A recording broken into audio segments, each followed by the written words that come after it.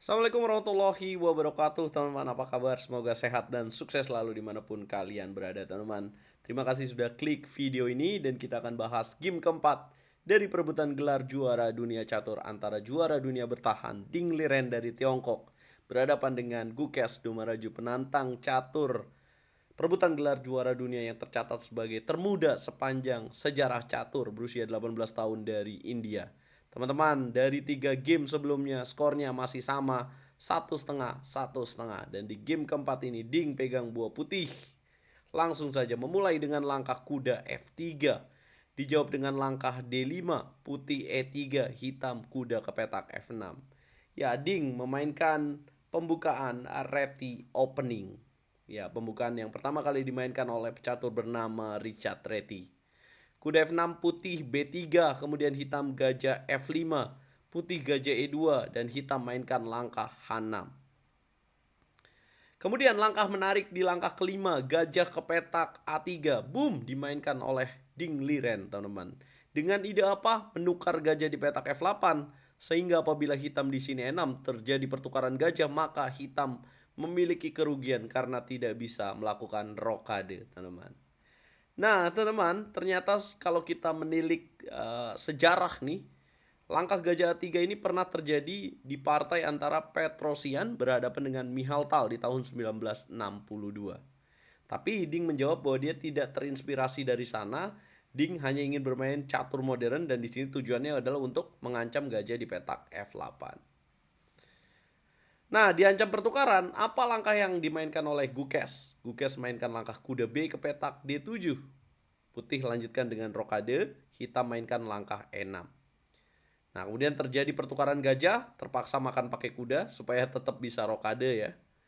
Nah, jadi buat teman-teman yang belum tahu, prinsip dasar untuk melakukan rokade itu salah satunya raja belum pernah bergerak dan benteng juga belum pernah bergerak. Dan tidak ada yang membatasi pergerakan raja untuk bisa melakukan rokade. Rokade pendek di sini.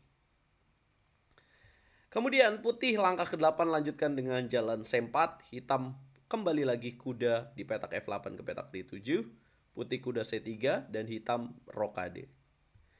Ya, putih melakukan pertukaran pada pion D5 dimakan lagi dan kemudian B4 hitam C6. Solid game, teman-teman ya. Pertahanan yang solid ditunjukkan oleh Gukes Domaraju. Langkah ke-11 dan berikutnya langkah ke-12. Bagaimana cara putih menyerang? Itu pertanyaannya, teman-teman, dengan bangunan yang sangat solid dari hitam begini. Ding coba mainkan ancaman dulu kuda D4. Tadi B4 tujuannya untuk mencegah C5, jadi kudanya nyaman. Gajah tarik mundur ke petak H7. Ding mainkan menteri B3, coba mengganggu lewat sayap menteri. Dia hubungkan dua benteng. Kemudian hitam mainkan langkah kuda ke petak E5.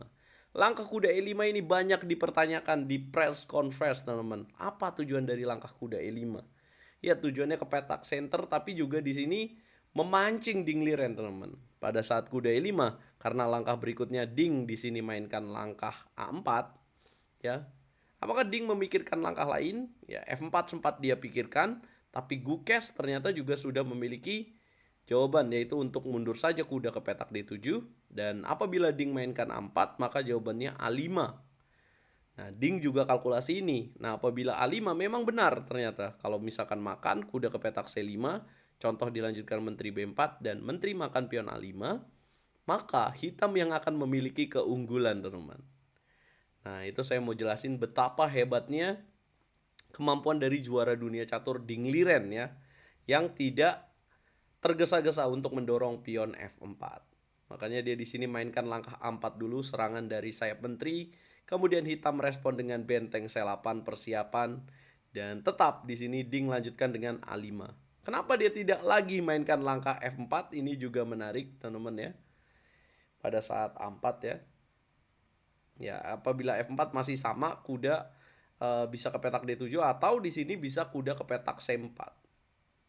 Apa tujuannya? Ancam pion D2. Kalau dimakan bukan yang unggul satu pion, betul. Ya, tapi hitam di sini ada jawaban A5.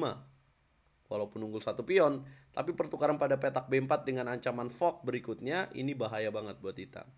Sorry buat putih. Let's say di sini ya, B5 dimainkan. Nah, maka jawabannya adalah C5. Kenapa? Karena kuda F3 kena Fork gajah D3. Nah, sementara ketika A5 juga susah. Kalau misalkan dimakan gimana? Tetap jawabannya adalah C5 untuk gajah D3. Kalau misalkan dia coba mundur kuda ke petak F3 kena gajah D3. Kalau misalkan kuda A2 gimana? Dimakan. Kalau dimakan lagi kena C5.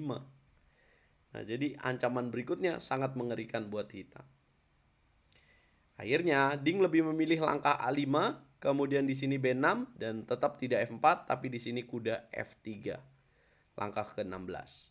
Ya, diterima pertukaran kuda. Ya. Kenapa nggak kuda D3? Mungkin kita perlu bahas juga. Kenapa nggak kuda D3?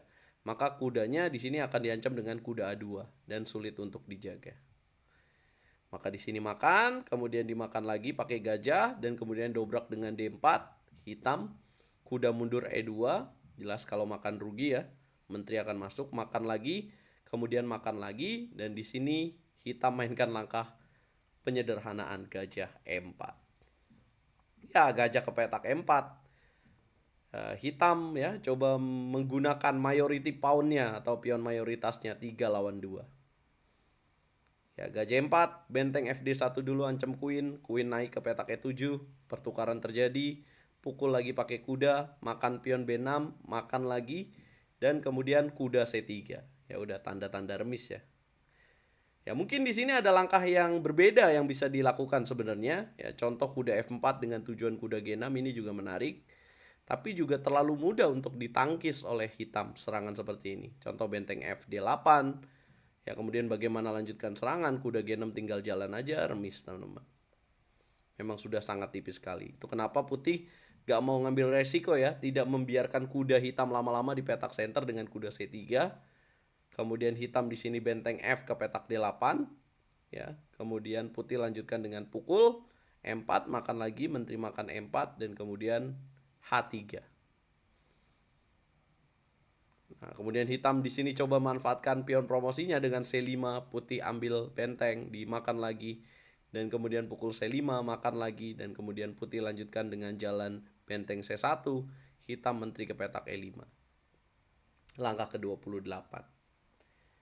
Hari ini di babak game keempat ini time control mereka sangat baik teman-teman. Ya, selisihnya tidak pernah jauh.